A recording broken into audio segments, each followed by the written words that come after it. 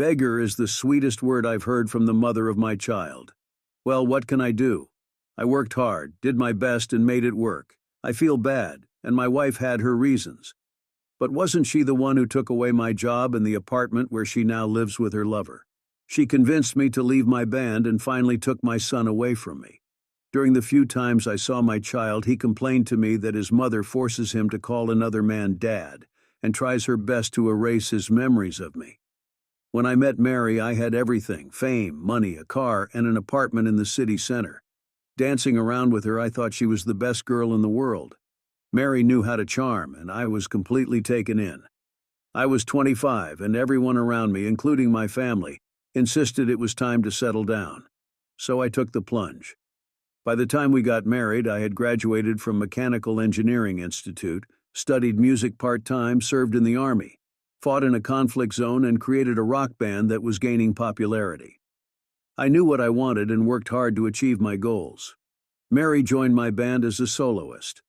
Although I believe rock is a male domain, our drummer insisted we needed a female voice to improve our sound. At first I resisted, but then I gave in. 6 months later, Mary and I moved in together, and 3 months after that, we got married. She quickly took control of my apartment, reducing me to a minor role. Our son David was born, and Mary was on maternity leave for a short time.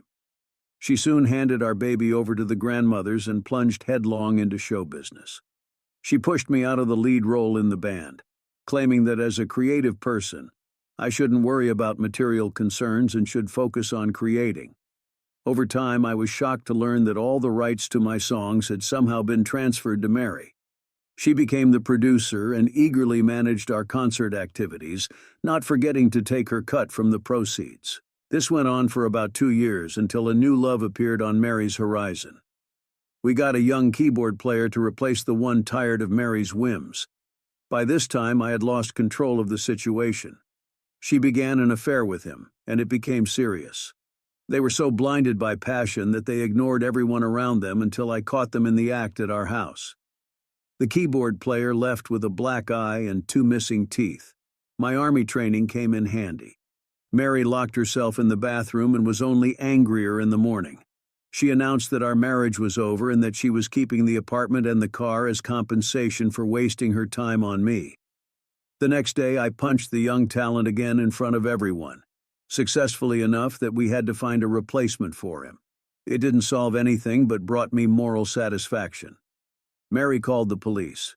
When I returned after serving for hooliganism, the band's manager told me they no longer needed my services. I received an envelope with a small amount of money and was shown the door. I tried to win back the apartment, but Mary hired lawyers who advised me it was better to leave her with the apartment and car than to risk severe injury. I didn't resist and gave up everything.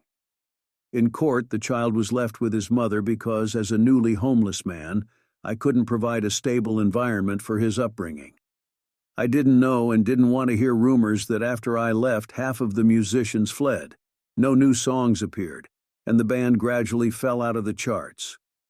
During this time, my mother's cousin died suddenly, leaving me a small one-room apartment in an old building, which wasn't claimed by my ex since it happened after our divorce. I moved into this apartment, and my mother gave me my father's old car, a beat-up Chevy, which I used to find work with varying success. My father had passed away 2 years ago, and my mother lived with her sister in another city. She worried about me, but eventually accepted what happened. I didn't hate women, believing that somewhere, probably in a small town, decent ones existed. The radio played something before I turned it off. I'd had enough music for one day. In my breast pocket were the royalties from a recent concert. Suddenly, an oncoming car blinded me with its high beams, and I didn't see a vague shadow separate from the snowdrift along the sidewalk. The shadow swayed and fell right under the tires of my car. I hit the brakes and swerved the steering wheel. The car skidded and its right rear fender hit the snowdrift at full speed. My heart pounded like a machine gun in my ears. I've always been afraid of screeching brakes, not of crashing into another car, but of hitting a living person. I sat there, afraid to open the door. Finally, I got out and looked at the road. About 3 meters from the sidewalk, a woman was trying to stand up in the dim light of the headlights. I couldn't tell if she was hurt, I ran over to her. "Are you all right?" I asked. "Does it hurt?" Supporting the injured woman under her elbow, I asked if I should call an ambulance. "Don't call an ambulance," the woman said, trying to get to her feet. "It was my own fault. I got dizzy and sick. I'm sorry." She tried to walk but staggered and almost fell. I barely had time to catch her. She was trembling from shock. The stranger turned and buried her face in my jacket. I held her close and stroked her back. "Where do you live? Let me take you home," I said, trying to speak as gently as possible. "No, not home." She shuddered as if struck. I carefully led her to the car and opened the back door.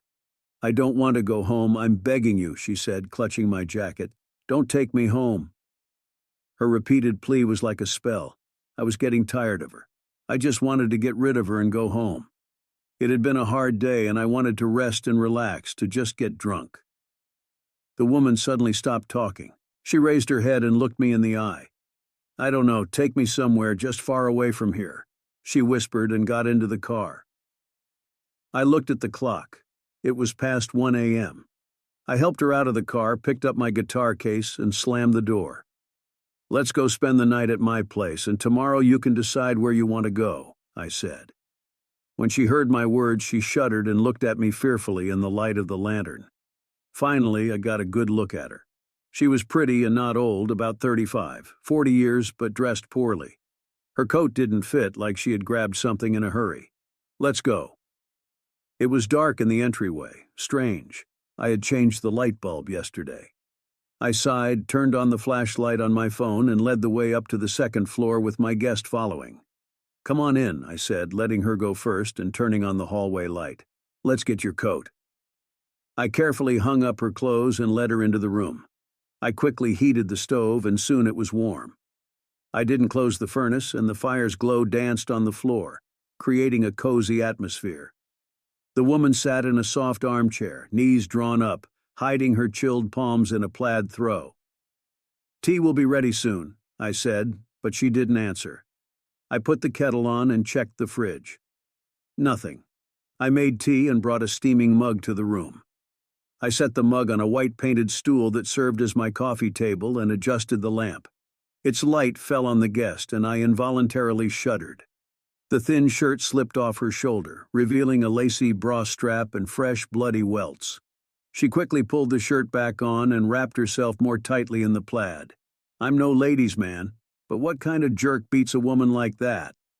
I put her on my bed and laid down on the sofa in the kitchen. I couldn't sleep for a long time, haunted by that bloody scar. I smoked out the window and threw birch logs in the stove a couple of times.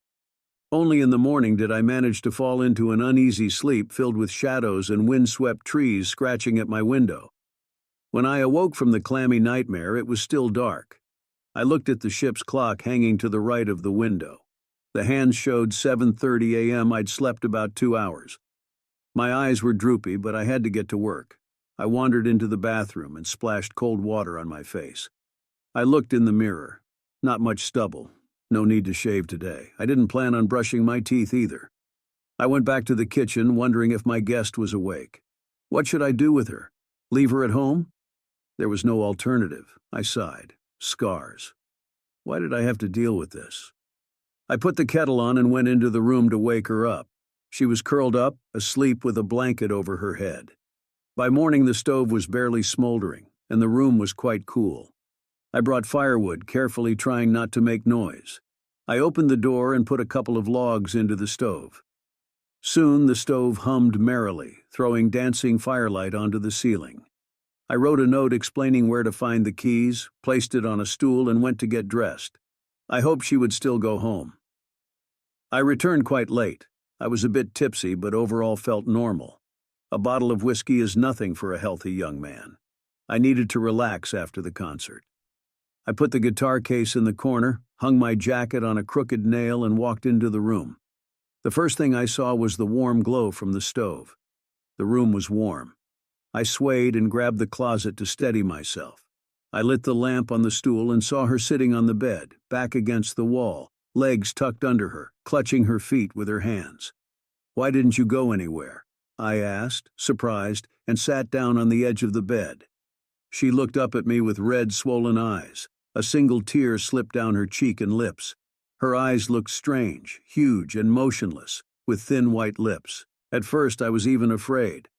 "What's wrong? Why didn't you leave?" I asked.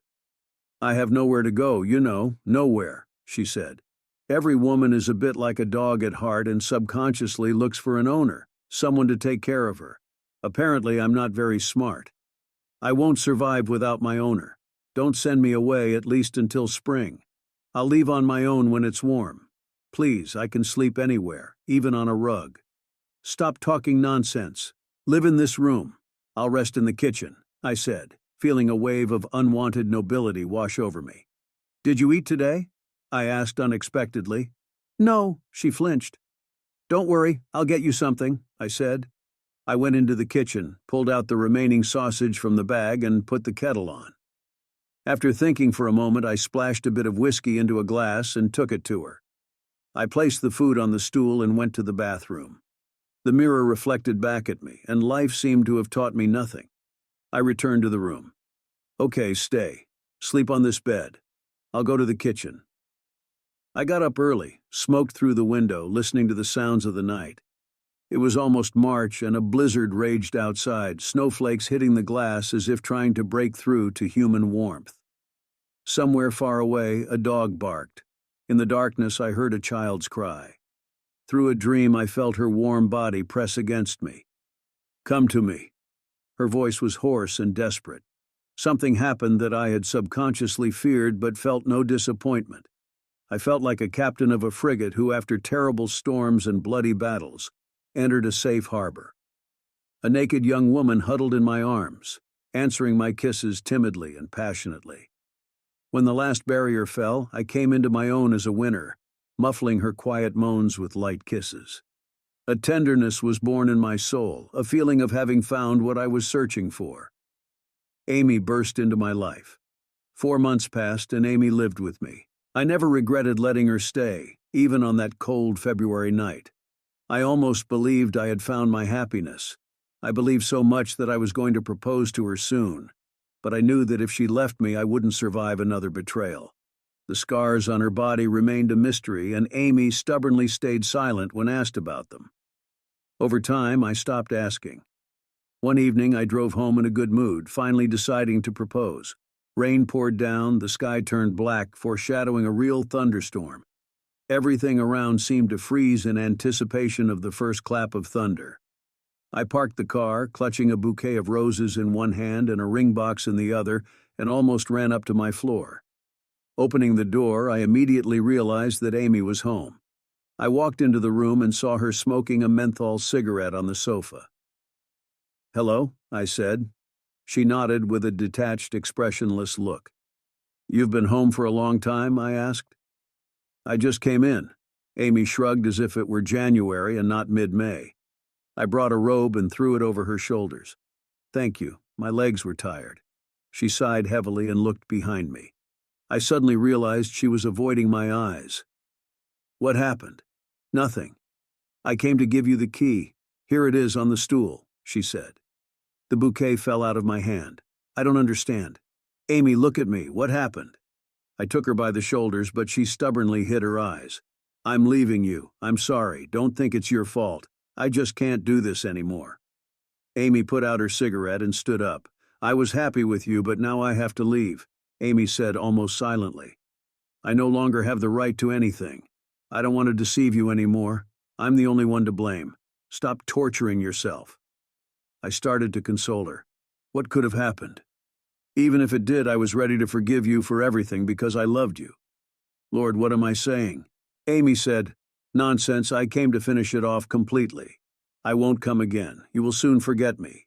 You are good and kind. Just don't judge me harshly. I just want to be happy. He called me. He needs me. He loves me." Her words were strange and left many things unsaid.